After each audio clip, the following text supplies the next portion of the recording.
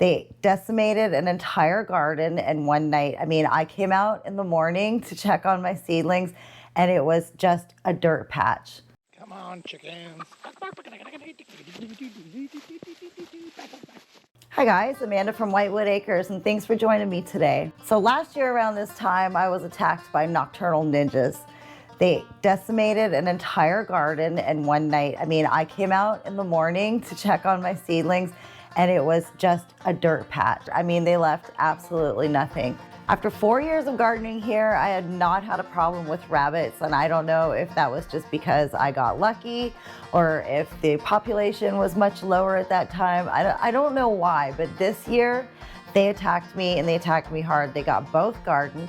Luckily, it was very early in the season, and I always plant way too many seedlings, so I had enough that I could throw up a temporary fence and start over. It was not fancy, but it did the job. It was 1x3 stakes. I just hammered them into the ground, went around it with hardware mesh, and just staple gunned it right on. I left an opening so I could get in and out, and I leaned an old screen door against it, and I intended to do something else a little more permanent later on in the season.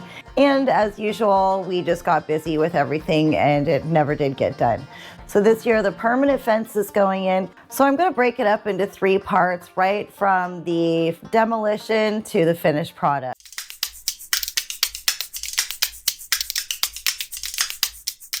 I generally practice no-dig gardening, so I don't usually till on the regular, but this is going to be a special circumstance because we're going to be opening up this entire area, and I need to get things done a little bit quicker this time. So I'm going to go ahead and till this under, then we're going to put a nice dark black tarp over it and smother it out from all the sun, and hopefully it will kill everything off, heat up the soil, and in a couple weeks I'll be ready to put my new plants in. I have to do a bit of prep work first. We have some pretty big stumps here from Brussels sprouts left from last year. I have a big patch of evening primrose that I'd like to relocate also. So I'm going to dig all that out, take the big pieces of debris out of here, and then hit it with the tiller.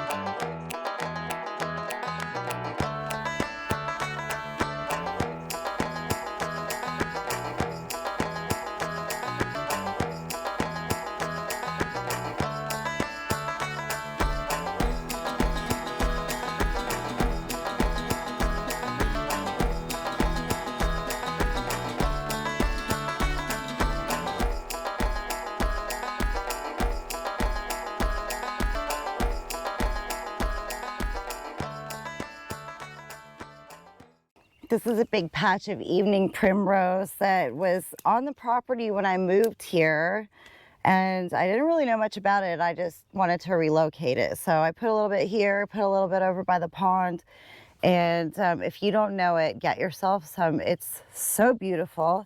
I mean, we're a zone 5B here, and it's obviously winter hardy. It spreads. It gets the most beautiful red foliage. Like, it's just starting to come back from the winter now, but it's going to start turning red, and then it has gorgeous yellow flowers, and it blooms for quite a while, at least a month. It's heat tolerant, it's cold tolerant, it spreads. You can separate it and move it to other places. Like, I can't say enough good things about it. It really just takes care of itself. I don't even have to water it or anything. I love this stuff. So I'm gonna dig all this up and actually relocate it over to the side of the ponds.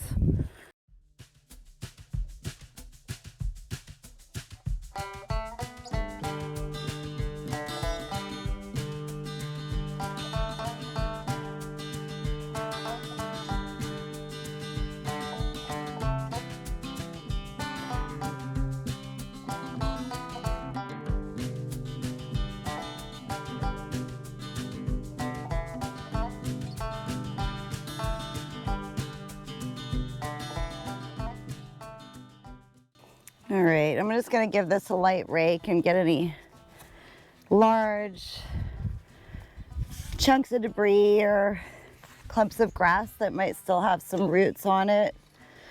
I want to give this the best chance of success possible.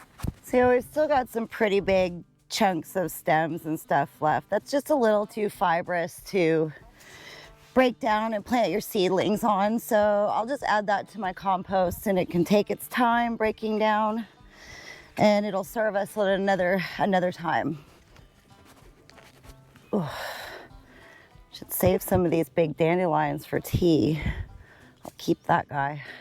All right, the whole garden's tilled and raked. We took all the large debris out of here and kind of softened up the top of the soil. Now the next step is going to be to tarp it with heavy duty silage tarp. It's black on one side and white on the other. We're gonna put this on with the black side up. That is going to heat up the soil during the day and hopefully kill any weeds or weed seeds that are left under here. And at night when things cool down, it's gonna bring my friends the worms up to the surface so they can eat all that decaying matter. And in doing that, they'll be aerating the soil as well. The plan is to be planting in about 2 weeks, so we're gonna get this tarp on. I've already tarped the hugel culture, so we'll come back in a couple weeks and see how everything looks.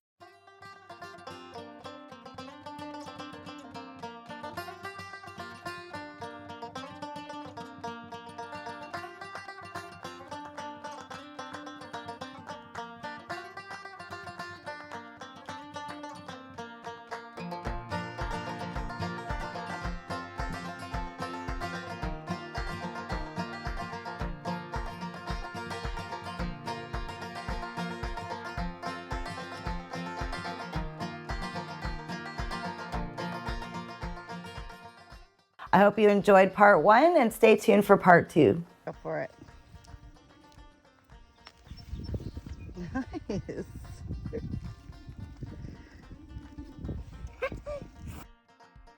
Thank you for watching.